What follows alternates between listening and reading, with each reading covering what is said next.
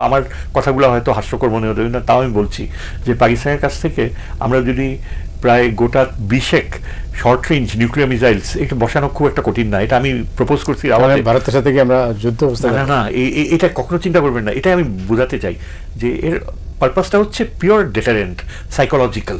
আজকালকার দিনে আপনাকে বেশি কিছু করতে হয় না, মোবাইল লঞ্চার্স লাগে। এই যে মুভেবল ট্রাক, আপনি শিপে করে ট্রাক আনবেন, লঞ্চার্স বসাবেন, আর প্লেনে ওয়ারহেড আর মিসাইল বসাবেন। যদি 20টার মতো থাকে, ওদের অনেক সারপ্লাস আছে ওয়ারহেডস, বুঝছেন। আমি ওদের একজন যে ডিফেন্স অ্যাডভাইজারের সাথে এমনি কথা হচ্ছিল যে এটা এমন কিছু না, it's a matter of political will. এটার যে ডেটারেন্ট এফেক্ট হবে না, ইন্ডিয়া অলরেডি যখন এটা শুনছে যে পাকিস্তানের সাথে আমরা আলোচনা করছি, এটা একেবারে ওদের মিলিটারি ইয়েদেরকে সোবার করে দিচ্ছে। মানে ওই ভাষাটা ব্যবহার করছে কি, ইট ক্রিয়েটেড চিলস ইন দেয়ার স্পাইনস। এক ইন্ডিয়ান ভাষ্যকার বলছে যে এতখানি ওরা শক্ট হয়েছে যে এটা কি বলে পাকিস্তানের সাথে। ওরা তো আমাদের একদিন শিখে আসছে যে পাকিস্তান তোর চিরদিনের শত্রু। তো আমরা তো আন্তর্জাতিক সম্পর্কতে জানি যে শত্রু চিরস্থায়ী হয় না। তাহলে জাপান আমেরিকা এক হইতো না, এখন জার্মানির সাথে আমেরিকা অন্তত ডিপ্লোমেসিতে আমাদের ইয়ে হচ্ছে। আমরা দেখেন 15 বছরে এত বেশি অ্যাপিসমেন্টের পলিসিতে গেছি যে অ্যালায়েন্স করা, সামরিক জোট করা, এগুলো স্বাভাবিক সম্পর্ক। থাইল্যান্ড করে, মালয়েশিয়া করে, ইন্দোনেশিয়া করে আমেরিকার সাথে।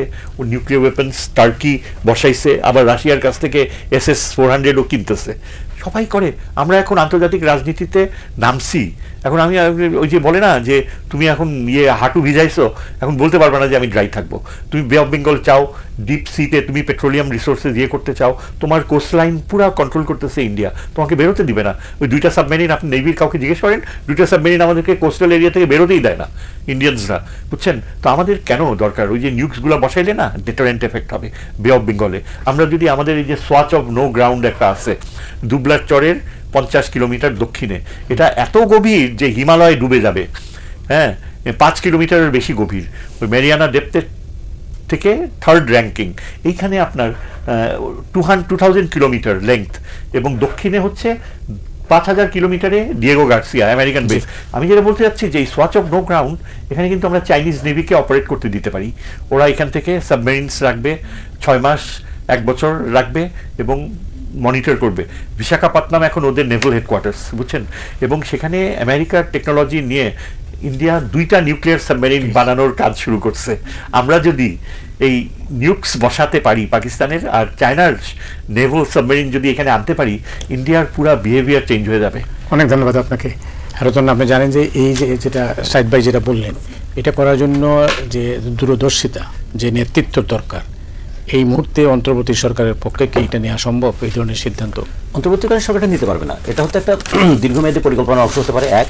2 নম্বর, তার জন্য একটা ইকোনমিক সাস্টেনেবিলিটি লাগবে, আর তার সঙ্গে লাগবে একটা পলিটিক্যাল একটা যে বলবো অ্যাটমসফিয়ার, যেটা কনজেনিয়াল অ্যাটমসফিয়ার ইন পলিটিক্স।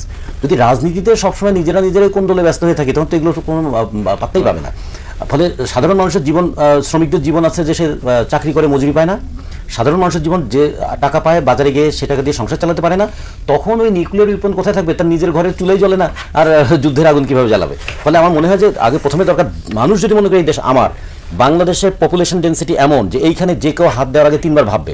ভারতের প্রতি বর্গ কিলোমিটার বাস করে 300 জন, আমরা বাস করি 1200 জন। ফলে শুধুমাত্র পপুলেশনের কারণে ভারত এখানে অসুবিধা বোধ করবে। যদি কখনো যুদ্ধ লাগে, এদেশের মানুষ যেভাবে ছিটকে যাবে বিভিন্ন দেশে, এটাকে তারা সবচেয়ে বেশি ভয় পায়। নিউক্লিয়ার উইপনের চাইতে মানব বোমা অনেক বেশি ভয়।